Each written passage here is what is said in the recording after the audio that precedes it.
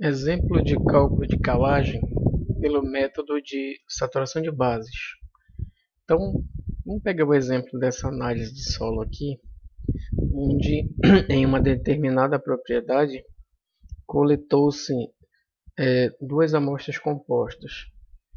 Então, temos aqui o solo 1 e o solo 2, representando por duas áreas diferentes de uma mesma propriedade.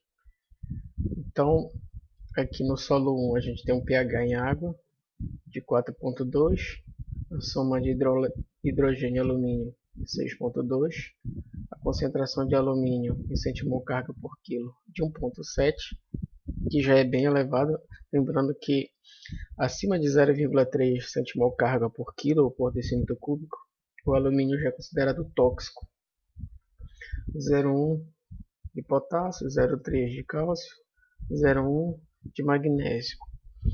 Fósforo, 1 mg por quilo, que corresponde à antiga unidade de ppm, parte por milhão.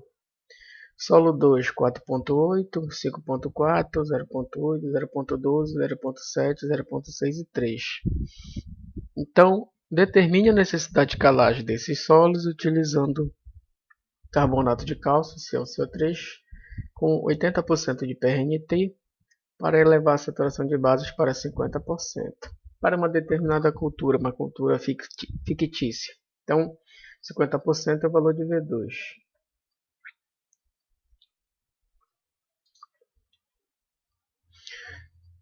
Exemplo, como é que se resolveria? Pega-se primeiro a soma de bases, que é a soma do cálcio, magnésio e potássio. Então, cálcio 0,3, magnésio 0,1, potássio 0,1. De novo, 0,3, 0,1, 0,1. É só retirar os dados da análise de solo. Então, eu vou ter 0,5 centimol de carga por quilo de solo. Essa é a unidade da soma de bases. Depois de calcular, a gente vai para o segundo passo, que é calcular CTC, o valor T, que nada mais é do que a soma de bases mais hidrogênio e alumínio. Quanto valeu a soma de bases? 0,5. Coloca aqui. Mais 6,2. De onde veio esse 6,2? Da soma de hidrogênio e alumínio aqui da análise de solo. Isso vai me dar 6,7 centimol de carga por quilo de solo. Vou para o terceiro passo, que é calcular o V1. O que é o V1? Lembrando de novo, saturação por base atual do solo, que é a soma de base vezes 100 dividido pelo T. Então, soma de base vezes 100 dividido pelo T. Quem é a soma de bases? Nesse caso, 0,5. Põe aqui, vezes 100 dividido pelo T, que deu 6,7. O resultado vai ser 7,46%. Essa é a unidade do V1. E aí é só substituir na fórmula. V2 é igual a 50, como eu falei, 50%, menos 7,46, que é o V1, vezes T, que é o valor de T, 6,7, dividido por 80, que é o PRNT, de 80%. O resultado vai ser 3,56, que é igual aproximado a 3,6 toneladas de calcário por hectare, para o solo 1. Solo 2 é só fazer as mesmas substituições, a gente vai ter 2,48 toneladas por hectare, a gente arredonda para 2,5.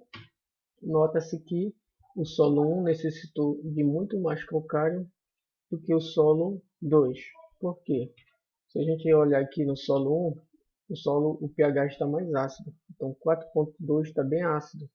Está mais longe do 7.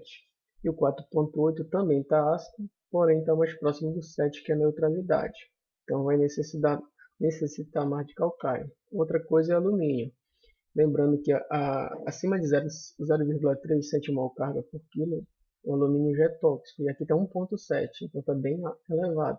E aqui, embora esteja elevado, está bem menos do que 1,7. Então, só olhar para o pH e para o alumínio, a gente já sabe qual dos solos iria levar a mais calcário.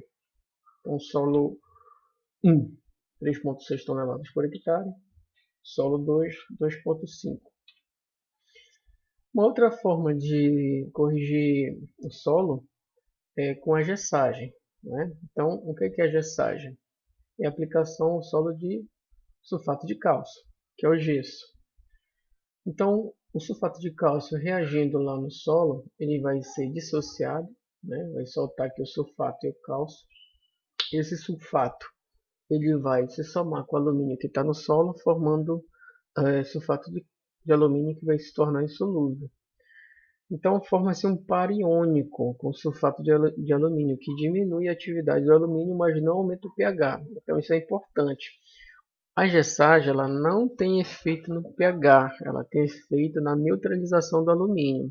Já a calagem tem efeito tanto na neutralização do alumínio quanto na neutralização da acidez.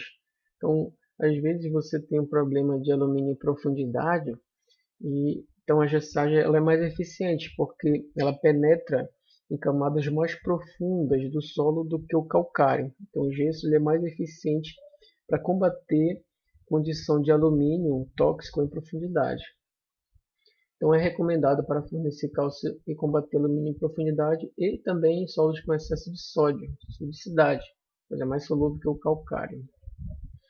Então aqui mostrando o efeito da gessagem no sistema radicular do milho, um experimento aqui sem gesso e outro com gesso. Verificando o experimento sem gesso, a gente observa que as raízes, em uma profundidade de até 75 centímetros, cresceram muito pouco, 1%. Quando se aplicou o gesso, as raízes se distribuíram de uma forma mais harmoniosa. Então aqui a gente tem 18 e 12% de crescimento da raiz na profundidade de 60 a 75 centímetros. Então é sempre interessante aplicar o gesso quando a gente tem problema de alumínio em profundidade. Novamente aqui um solo sem gesso e um solo com gesso no milho.